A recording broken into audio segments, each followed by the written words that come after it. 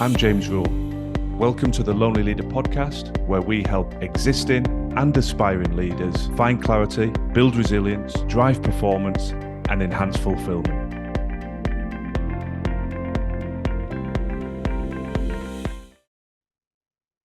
How to prevent loneliness in leadership. That's the topic for today's episode.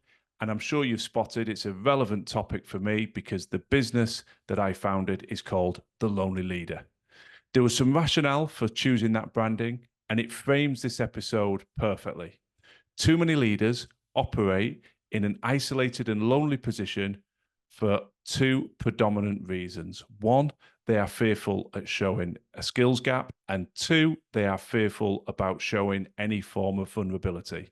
Those fears manifest themselves moving up the chain of command and down the chain of command. So they are fearful about expressing that skills gap or vulnerability to those superiors, potentially the people that employed them, because they're fearful of how that impacts the perception of their competency.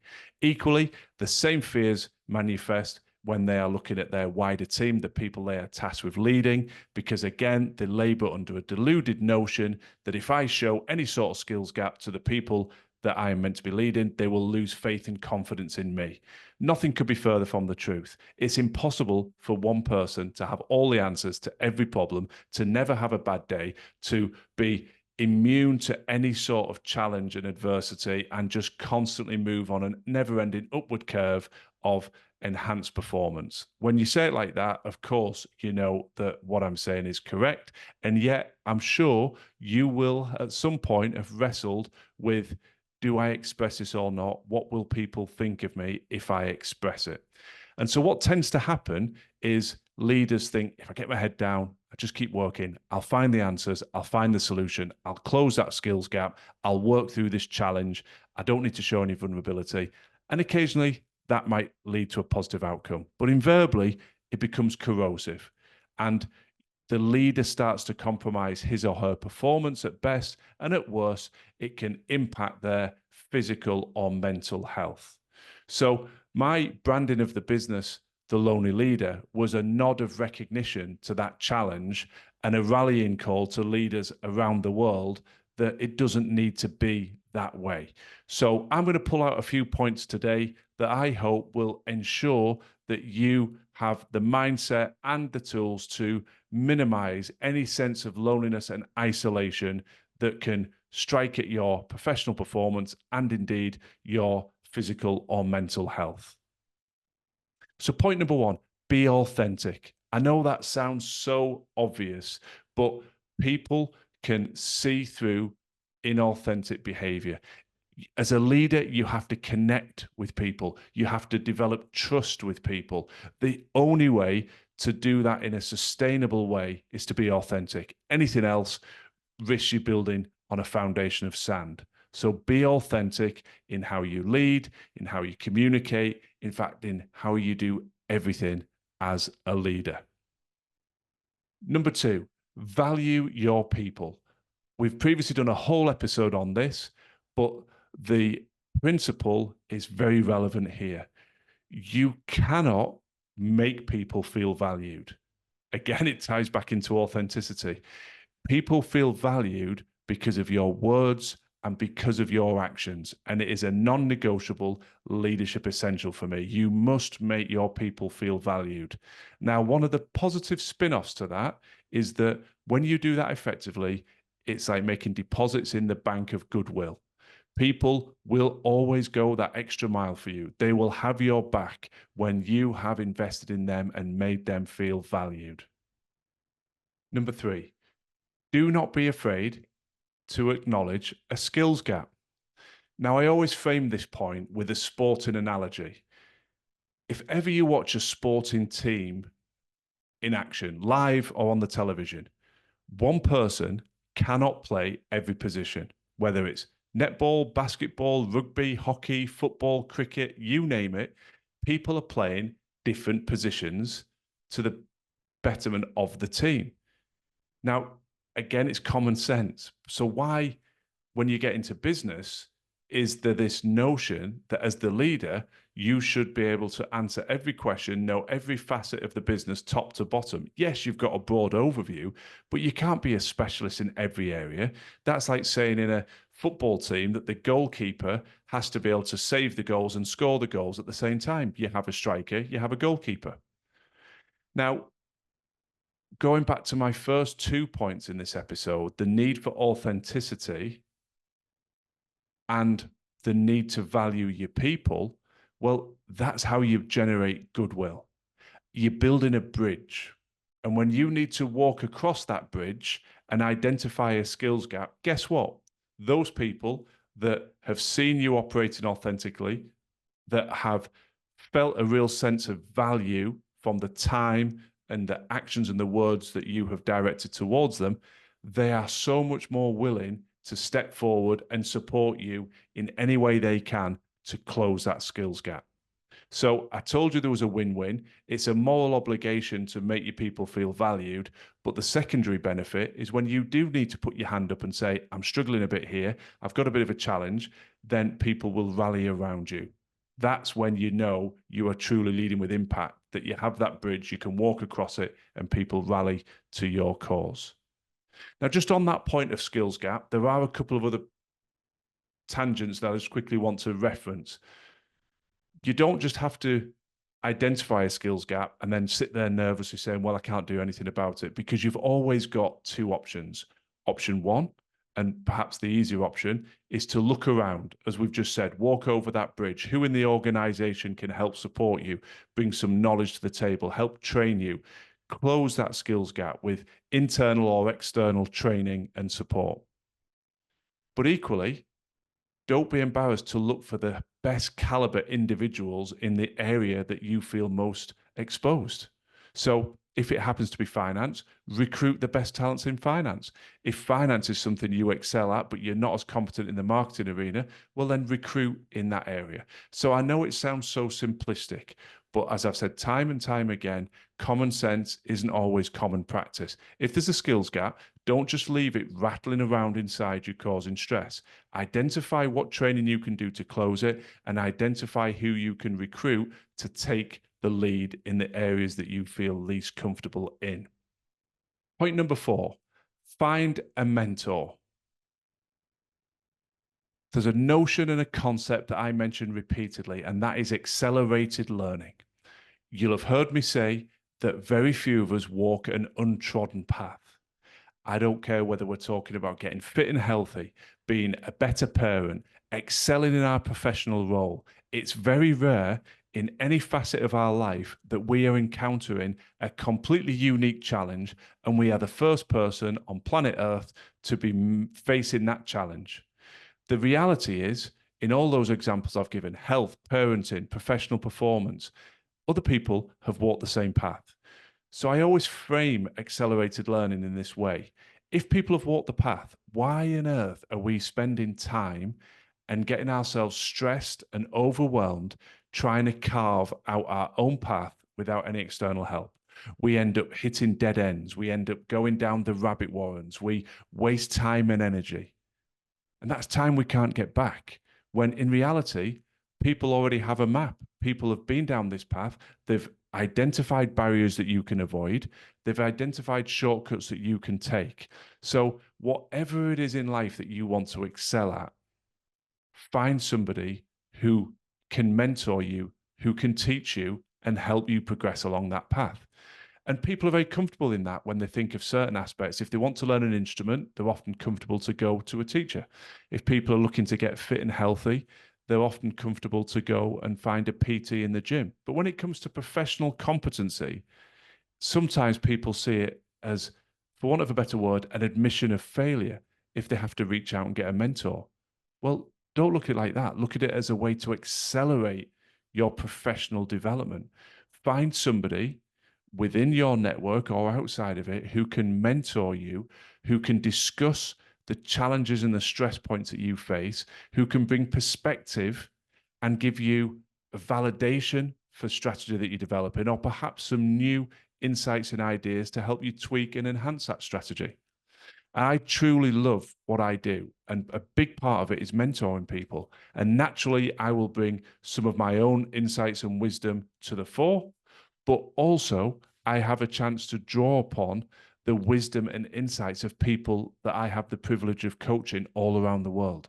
So I'm constantly developing a knowledge library of best practice, what works, and also problems and strategy that doesn't work. So you can draw upon that to give context to situations when people experience a stress point. I can say, well, I've seen this work.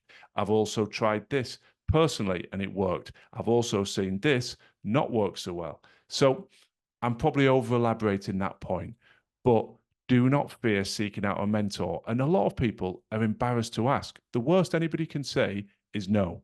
So look for those potential mentors within your own organization, within your own network, or potentially engage somebody like me in a professional capacity to be a mentor. Point number 5, invest in your growth. Now, I nearly took this point out because I thought it's a little bit too similar to some of the preceding points, but I've left it in, but I'll keep it brief. We never stop learning. How can we ever stop the learning process? There is so much wisdom and insight in the world, and we are constantly being faced with new and changing environments in which we have to lead through. Look at the proliferation recently of AI as just one such example. We need to have an open mind and a willingness to say that the learning process never stops. Part of that can come from mentoring, part of it can come from specific training and education programs, as I mentioned earlier in the episode when talking about closing the gaps. But part of it is as simple as tuning into podcasts such as this or reading a book. There's information all around us, and I think it's so important to keep that sense of growth and development front and center, because when we're wrestling with particular challenges and periods of adversity, the more resource we have to draw upon, the easier it is to find strategy and solutions to overcome those problems.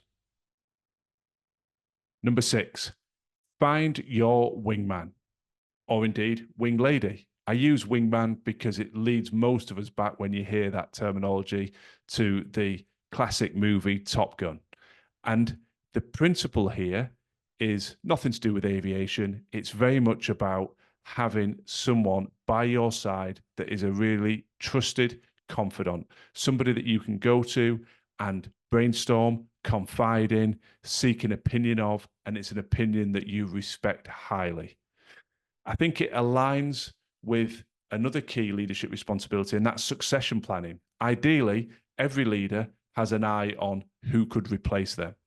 And if there isn't an obvious candidate, then that's something that you need to be thinking about. How do you develop people? How do you accelerate their learning? So there are some potential candidates to replace you.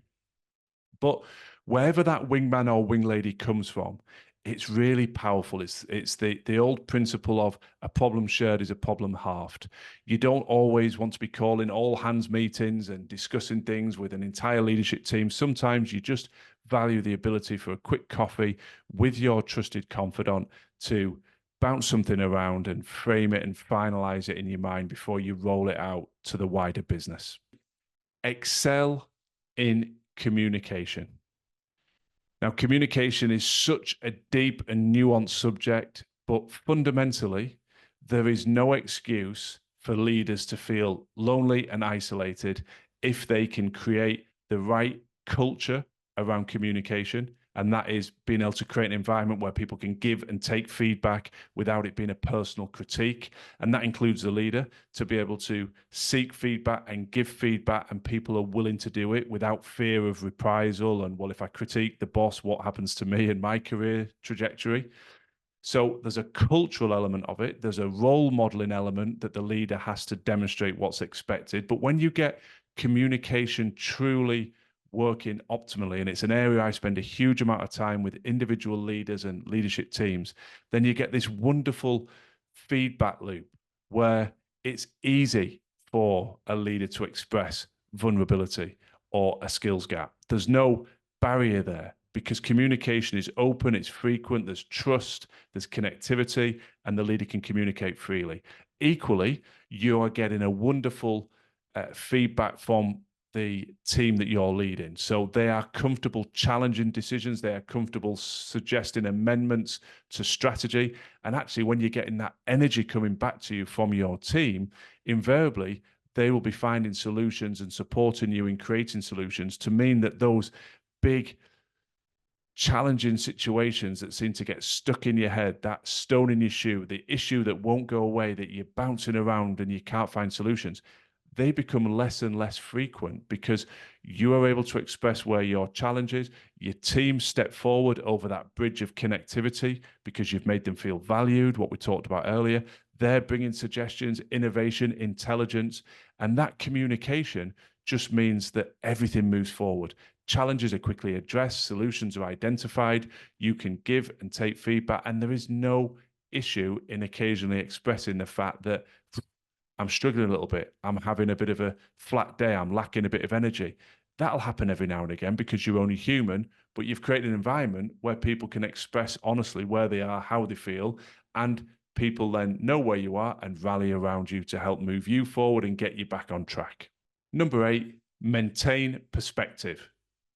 I've left this till the end deliberately because however senior your position, however all-consuming your job is, at the end of the day, when all's said and done, it is still just your job.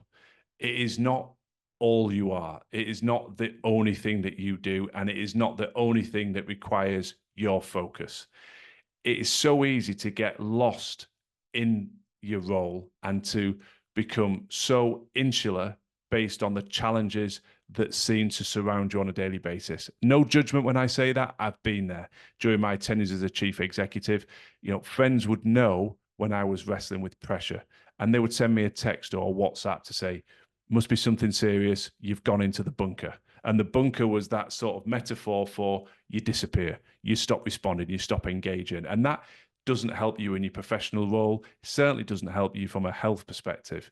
So I think it's really important to be able to maintain connectivity with loved ones, whether that's your partner or your children, if you're blessed to have those, or it might just be connectivity with friends. And also to maintain some semblance of a hobby, some interest away from work, because that connectivity with life outside of work helps to reduce that level of stress, helps to re-energize you mentally and physically, so that when you step back over the threshold of work, you've got much more capacity and bandwidth to deal with a problem. Conversely, when you lack that connectivity, when you're disconnected from your passions and your hobbies, when you're super focused on nothing else but work, sometimes you're actually compromising your ability to perform optimally because your energy's low, your bandwidth's lower, and you just can't bring the best version of you to the table as consistently as you would if you dialed back a bit and gained some perspective. As ever, I hope these points have been useful. Lonely leadership is very, very common, but it doesn't need to be. And I would love to hear how these have impacted you and any other suggestions that you have in terms of tackling the isolation and loneliness of leadership. Thanks for listening to the Lonely Leader podcast. I'd be very grateful if you could share and follow if the content resonates. And if you're looking for additional free resource to support your continued growth and development, then please do check out our social media and website details in the show notes. Remember, quality leadership on the outside must always start within.